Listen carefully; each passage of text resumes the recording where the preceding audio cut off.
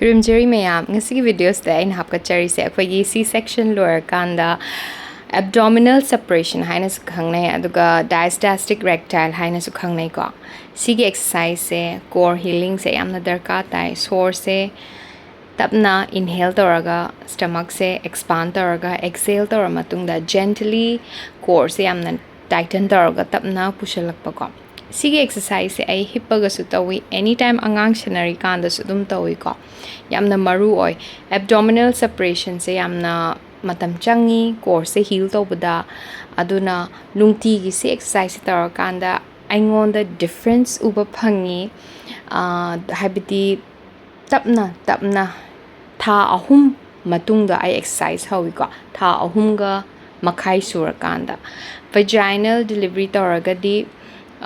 tapna adum tha ani makhai da hoba yare sida ubiramgani natondagi shu sor honjanba yai aduga natondagi hundokpiraga chinbandagi shu hundokpiba yai haidi natondagi honjallo chinbandagi hundokpiro natondagi honjanbiro aduga natondagi dum hundokpiba difference uba phangbiramgani ko hana deidi yam handhare yamna watli honagadaba adu mayam try to biyo share to ba kawbigano karamjari